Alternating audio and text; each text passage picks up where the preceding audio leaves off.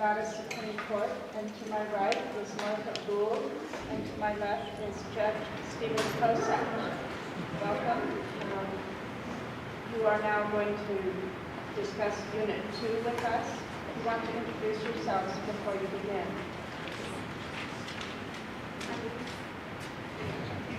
My name is Ashley Chan, and I will be attending University of Pacific. My name is Victor Munson, and I will be attending Seattle University. My name is Abby Seeliger, and I will be attending the University of Notre Dame. My name is Ray Kalala, and I will be attending the University of Washington in Seattle. Our unit coach is the famed political essayist Matthew Fortin, and our teacher is Mr. Clark from Reno High School, and we are Unit 2, and we're raising the bar. Good.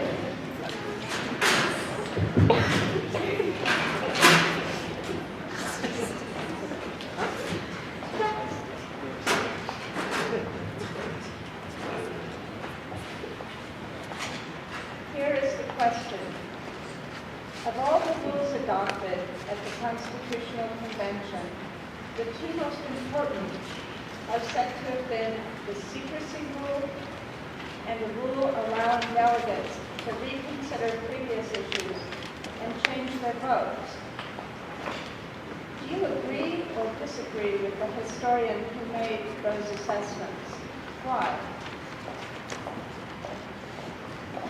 During a heated House Oversight Committee hearing on the IRS scandal this past March, Representative Elijah Cummings angrily stated, as Reform Committee Chairman Darrell Issa muted his microphone, "I am a member of the Congress of the United States of America.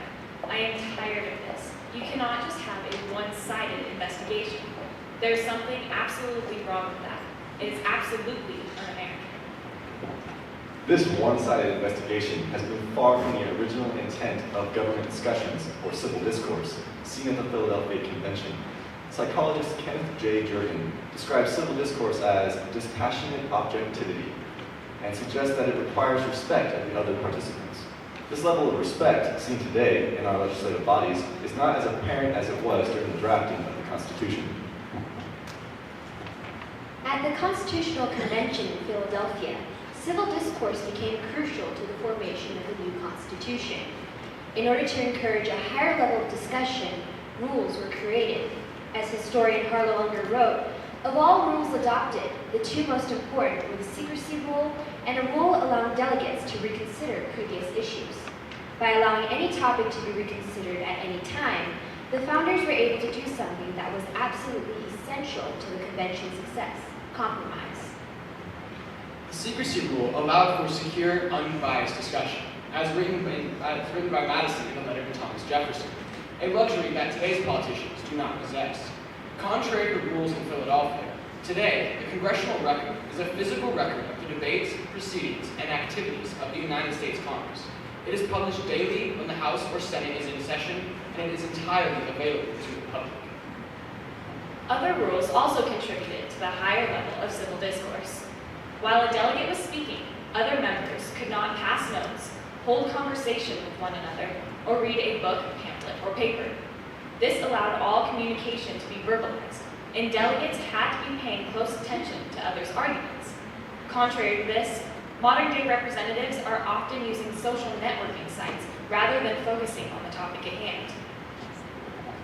In order to prevent any one delegate from dominating the proceedings, a member was not allowed to speak more than twice on the same question.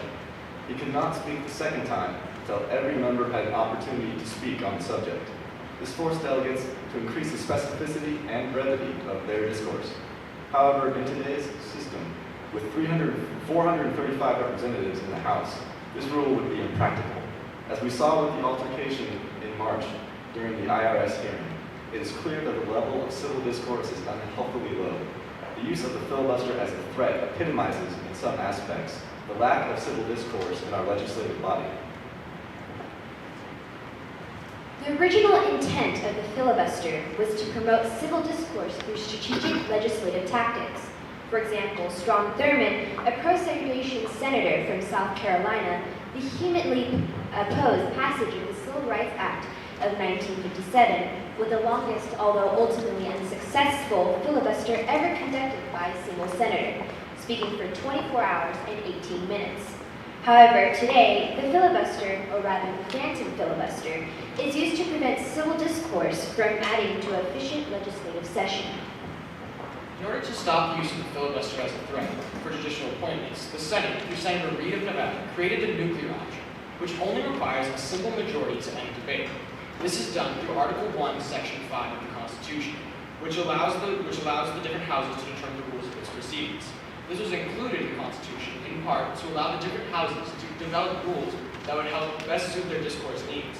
Since the inception of our nation, under the U.S. Constitution, civil discourse has become detrimentally low. As Representative Jim Cooper, a moderate Democrat of Tennessee, who has been in Congress since 1983, stated, "America's problems have rarely looked so large, and Congress has rarely looked so small." Thank you.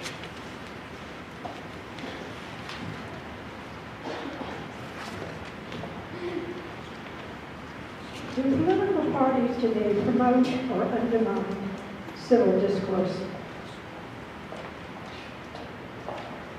I would say today that they take away from the level of civil discourse in the fact that the representatives can't even compromise and can't discuss issues which cause things such as the government shutdown. I would say, however, that today political parties, in a lot of situations, can actually increase civil discourse, especially amongst the demographic of uninformed voters or uninformed people, because they can simply get behind a political party and have that political party, unfortunately, dictate to them what to do in a political situation, but in a lot of ways, it gets them engaged in the political process to begin with. One way that political parties do engage their voters is they form party platforms, such as like the Republicans and Democrats. They'll normally take the opposing sides on issues, and their constituents will decide based on the platforms. And with the political parties, they also do decrease the level of civil discourse because of the primary elections that are held. So like, for example, my father will be running in a primary election in June against another Republican. So right now he's currently battling a Republican who shares the same ideals as him. Going off what Ray said about political parties bringing up certain social issues that are very current into the public atmosphere allows for civil discourse to be initiated. To follow up on what you said, what about the nonpartisan voters? Because they're not part of any political party. What role do they play? What role do the smaller political parties play that don't have access to the type of resources that the two major parties have? Is that plus or minus in how our government functions? Well, in Nevada, in order to run as a nonpartisan or a third-party candidate, you have to get a petition signed with 150 signatures on the day that you register to run for the election. So the third party plays a smaller role in the election process, and also in regards to, like, they don't have a primary election. However, the beauty of smaller political parties is, in regards to parties like the Green Party, is that it allows the political party to focus on something extremely important, such as the environment, instead of having a broad platform that covers every political idea, which for some people who don't want to get involved in a lot of other things but just want to focus on one political idea, smaller parties are actually perfect for them to get involved in civil discourse. You're at the top of the iceberg right now in high school, and all four of you are going to tremendous schools. Seattle, Notre Dame, private, religious schools, public school, University of Washington, and private school, University of Pacific. What part does a university play, and what part should a university play in civil discourse? Well, when I took my visit back to Notre Dame, there was actually a club fair going on because I was there during one of the admitted students weeks. But I got to see personally all of the clubs that University of Notre Dame has to offer, and there were just 3 dedicated to the student government at the University of Notre Dame, and as well as different politically aligned groups. So the university itself, just through the students, allows people to have a group of people to discuss any sort of issue and to really get that started and get to be educated citizens. The beauty of universities and an educational setting and the obligation that setting has in regards to governmental affairs is that it's the universities and high schools themselves that must provide a safe environment for students to be able to comfortably discourse with each other and share ideas and be able to voice themselves freely. And I think that's the obligation that universities have, especially going into university in the future, is protecting my ability to have free civil discourse with another human being and hearing their opinions on ideas as well. So I think that's the importance of universities. I'd like to return just for a moment to the concept of secrecy and the role it played in Philadelphia. The question I have for you is today it's sort of a foreign concept that you would have deliberative bodies like the legislature meeting in secret. Thomas Jefferson at that time deemed it an abominable precedent. On the other side of that, though, a lot of people felt that it facilitated the work that needed to be done. Do you think it's a good or a bad thing to have secrecy in deliberative bodies, and why or why not? Well, today, secrecy is dealt with in a lot of things, especially intelligence committees, but mainly in regards to juries. Juries in criminal cases deliberate secretly and deliberately only amongst each other, and that allows them for this secure, unbiased discussion that we talked about in our testimony. And it allows for a freedom to speak without worry of repercussions that will come outside of the room. This past December, representatives from both parties, such as President Barack Obama, said on the issue of the Affordable Care Act and the government shutdown that we will not compromise on this issue.